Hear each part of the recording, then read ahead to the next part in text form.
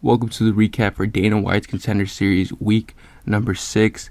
The best episode in this 2021 season. We had 5 fights on the card, 4 of them going inside the distance and 1 going to decision. And that decision being an absolute technical flyweight bout. Usually you see flyweights throwing down high volume. I love to see flyweights throw down, so didn't mind that decision at all. High paced, both UFC caliber. Unfortunate for Daniel Barez. I thought that he would mention about him getting another chance on Contender Series, but with a record of 12-5, I'm not sure how Dana feels about that. But it's unfortunate for fighters who have those type of records when they're facing higher level competition. He's UFC ready. It's just like I don't think Dana's gonna be lenient and bring him in, unfortunately. But not to get off track, we're gonna get started. I'm gonna go through everybody's performance, let you know what I think about them. If they received a contract or if they didn't, and what their next opponent should be, whether that's in the UFC or not in the UFC. We'll get started here with Genaro Valdez versus Patrik White. Genaro Valdez, I wouldn't say it was a bad performance, but when the odds makers have you at such a high favorite, right? It's like you have expectations going into the fight. But I knew Patrik White was as game as you can get, right? He's 9-1. You just don't get that by fluke. He came in very aggressive, landing basically at will at Genaro Valdez. I was very worried. Genaro Valdez seemed like his offensive wrestling wasn't getting to Patrik White, and even when he did get him down or even take his back in that first round, Patrik White did very well to scramble and get back to his feet up against the cage. That obviously helped him. But Genaro Valdez, man, he got pulled into the firefight that Patrik White was wanting to get with him, and they were just trading. And there's moments in that fight where they're literally missing their fucking overhands and they're just swinging 360s across, and Patrik White had, his moments. I would say he won that first round. Definitely won that first round with clipping Genaro Valdez pretty bad on the feet. They were both gassing pretty bad. So I knew going into that second round, somebody was going to leave there, like unconscious practically. And coming into that second round, 10-9 Patrik White in that first round, Genaro Valdez had to do something. He could not wrestle, right? He had no energy to wrestle. There's no way in hell he was coming in that second round was going to implement his wrestling on Patrik White. So he had to get on the feet, and I thought Patrik White was going to KO him. In all honesty, there was a plus 2,000 prop for Patrik White getting it done inside the second round. So whoever had that was literally shitting and coming their pants. But Genaro Valdez clips Patrik White with a check hook, and Patrik White's flying mouth guard just go fucking flying out the octagon, and Herb Dean points at the mouthpiece, and that distracted Patrik White a little bit enough for Genaro Valdez to take advantage and just land combination, drop Patrik White to the ground, eventually getting the finish. And he proves to 10-0. I would say contract worthy for sure because he's 10-0 and he's 28-29. You don't know how many chances he's gonna get again. But I think one thing that he definitely needs to work on is, maintaining his composure. You could tell that in there. He was a little bit hectic, nervous. Obviously, you're going to be. But he got pulled into the firefight, and I don't think that's where Genaro Valdez thrives. I think he thrives against the cage, bringing his opponent down. I think he should have been more relaxed. That's probably the reason he gassed, trying to get all that offensive wrestling going on. He took the back of Patrik White and would just quickly try to get in that submission without locking in his hooks. But yeah, like a little bit more composure, and I think he'll do well in the UFC. Wait maybe 2 or 3 months because the man was an absolute fucking war. But yeah, we move on. He gets the contract. In terms of what his next opponents should be, I would say an Austin Hubbard is a good opponent. Maybe someone like Rafael Alves. I'm not sure if how Dana feels about giving his Contender Series guys. But both of them, Austin Hubbard, Dakota Harry Bush. I keep saying Austin Hubbard. Dakota Harry Bush is a good opponent for him. Dakota Bush wouldn't entertain the grappling. We could see where Genaro Valdez fits on that scale on the higher level in terms of his grappling. Rafael Alves wouldn't mind grappling, I don't think, but Rafael Alves has that power. There'll be fun fights there. Give him Sean Soriano. I think he's coming off that loss against Christos Giagos. That wouldn't be a bad matchup, right? Give him someone on that lower echelon of the lightweight division. Build him up. He's 10-0. I think he's like 28-29. We have some time. Let's build him. Give him someone who can entertain the grappling. We'll see what he can do. Moving on up the card, Joseph Holmes versus Shonte Barnes. Alright, I got a couple things to say about this before we get started, before I get into this. I have an issue with Dana White and the way that he hands out his contracts. Now, I'm not saying he should be more strict with the way he hands them out, but it just none of the things really align sometimes, right? You have Joseph Holmes comes in 5-1. You know, you could obviously tell that they want Joseph Holmes to win this fight, coming out of, I think, you know, with James Krause, Glory MMA. It's unfortunate for Joseph Holmes. He gets the finish, doesn't get a contract. But I have an issue with bringing in a fighter, allowing them to perform with a finish, something like that, like how Joseph Holmes knocked in that submission. And then you complain about them not being experienced enough and all those different types of things. Like, then why the fuck do you bring in a 5-1 fighter? Right? If they're going to get the finish, they're going to do what you want, and you still don't sign them. Shit makes no sense to me. I'm not really pissed off, but it's just like, what? Like, shit just doesn't add up. Joseph Holmes, that first round, I get it. He was hesitant. Shonte Barez is a fucking powerful man. Closes the distance very well, has some powerful shots. So it made sense that Joseph Holmes was keeping his distance and closing the distance and getting it against the cage when he could. So yeah, I think Joseph Holmes had a good performance. Kept his range in that first round. Sure, he could have used the lead hand more, you know, jab him up a little bit more, using that size advantage. But I think Shonte Barez was... You have a fucking man in front of you who's trying to fucking kill you. I think Shonte Barez is very good. He's got the power for it. I think Joseph Holmes was just being reluctant because he didn't want to lose his opportunity. That's the way that I looked at it. But Joseph Holmes eventually got to Shonte Barez against the cage and just immediately took the back and submitted him in that second round. Did not receive a contract.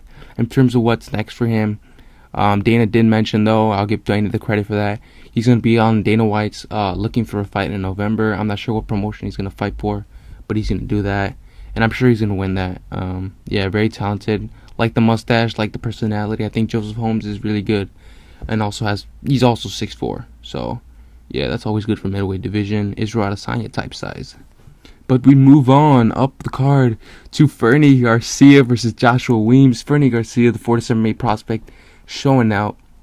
You know, before this fight, I was a little bit hesitant with how Fernie was going to perform, just because I've seen him go to decisions, and obviously he's had a split decision, which, in my opinion, I thought he lost. I'm not sure what fight it was, but it was in the LFA. I remember seeing it, and I wasn't scared for Fernie not performing. I just didn't know if he was going to be contract worthy, just because he wasn't the biggest finisher. But, you know, he performed, obviously. Fernie Garcia, massive overhand right, catch Joshua Weems against, like, behind the ear, and drops him and just finishes him up with ground and pound. Joshua Weems, though, was scaring me a little bit, right? Laura Senko even mentioned it, that Fernie Garcia was very susceptible to leg kicks, due to Fernie Garcia being a primarily, like, a boxing type of striker, right? He plants his feet forward, likes to counter, and Joshua Weems did his homework, bro. Joshua Weems was landing those calf kicks, and dropped Fernie Garcia at some point, but Fernie Garcia knew that he probably couldn't take those leg kicks anymore, regardless if he was ready for a war. His movement, even if he was in the third round, eating those leg kicks, it would have, you know, delayed the power that he has and that lead leg. But Fernie Garcia, great counterpuncher, eventually drops Joshua Weems. Joshua Weems getting a little comfortable with those leg kicks. He saw how much success he was having, and Fernie Garcia took advantage of that and finished him off in that first round. Great finish, great way to show that you're ready for the next level. Yeah, I don't know how he just randomly got KO power, but kudos to Fernie Garcia. He receives the contract, bantamweight division prospect, another Mexican fighter, or USA-born Mexican heritage. But what's next for my boy Fernie Garcia? He's in the bantamweight division. Well, let's see what we can give him here. Hold up, let's see what we can do here. Let's give Fernie Garcia Domingo Pilarte, or someone like Kevin Natividad. Natividad, after getting KO'd, hasn't been back in the octagon. Give him someone that lower ranking, obviously. I mean, Guido Canetti is obviously a good position there. I think he's coming off 3 losses, though. I'm not sure if he's going to get cut. If he would have gotten cut, though, he would have been cut already. But yeah, give him Domingo Pilarte. Give him someone that... Domingo Pilarte, I think, is a good matchup, because Domingo Pilarte, you saw in his last matchup, he got out-grinded, out-grappled. I think... You know, Fernie Garcia obviously won't entertain the wrestling too much. I think he'll box and strike with Domingo Pilarte. I'm sure that'll be a good fight, right? Don't give him someone coming off with massive momentum. You don't want to push Fernie Garcia. He's a little bit younger as well. But yeah, I say give him something like that. Maybe Kevin Natividad. I'm not sure when he wants to come back, but give him somewhere very, very low ranking in the bantamweight division. Build him up. I think he's 28. We have some time, so let's build him up a little bit. Bring some more bantamweight prospects. We can always use bantamweights.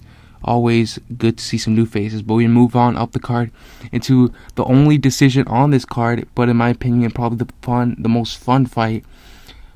Carlos Hernandez versus Daniel Barez. Both the UFC caliber, in my opinion. Daniel Barez, I knew was as good as he was coming into this. I saw some tape on Daniel Barez, and man, the guy's explosive. Likes to blitz. He likes to get into firefights, and that's what we got here. Carlos Hernandez entertained it. Start off that first round, in my opinion, I gave that first round to Daniel Barez.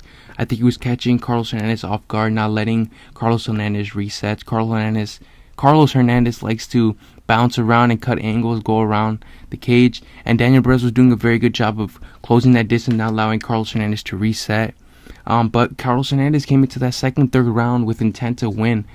In that second round, got Daniel Barez's back and was just hammering ground and pound.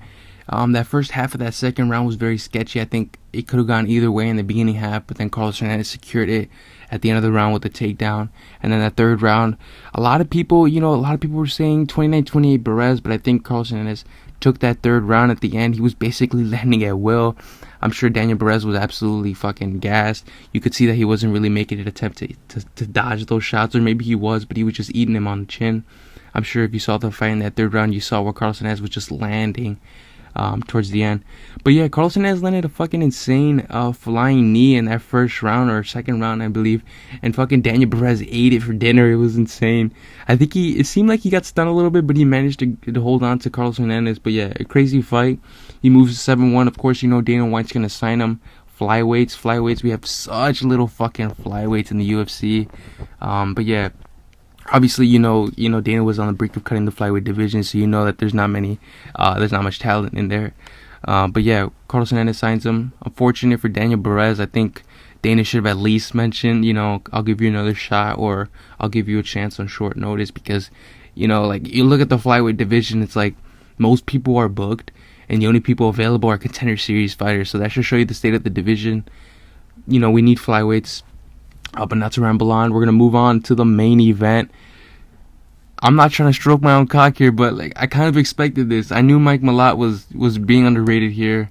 A lot of people writing on Smotritsky, which is understandable. He's a good prospect, but I just think, I mentioned it before, that the age and the power and the strength that comes with growing into your body is just, I thought it was going to be too much. And also technically, right, I didn't just think this man was going to overpower him, but I saw footage on Mike Malott, and then I saw that he was constantly participating in these BJJ competitions, was staying active regardless of a layoff, and I think that helped this game quite a bit, and you saw it.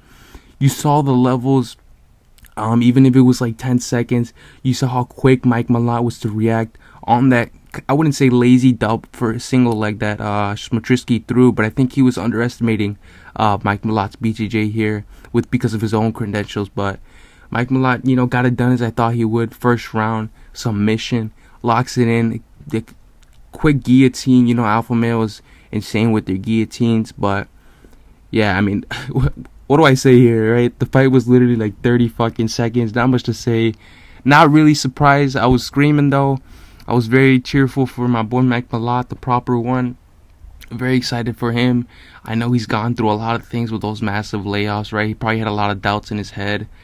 But yeah, man, he outperformed, in my opinion. Definitely stole the light in this card, which is why in the thumbnail you see my boy in the back. But yeah, not surprised really. Mike Malott takes it home by submission. Yeah, I mean, you got the contract, obviously. Not much to say about it. But yeah, that'll be all, guys. Hope you guys enjoyed the recap. I tried not to ramble on. I can see it's 14 minutes. But yeah, I hope you guys enjoyed. Hope you all have a good one.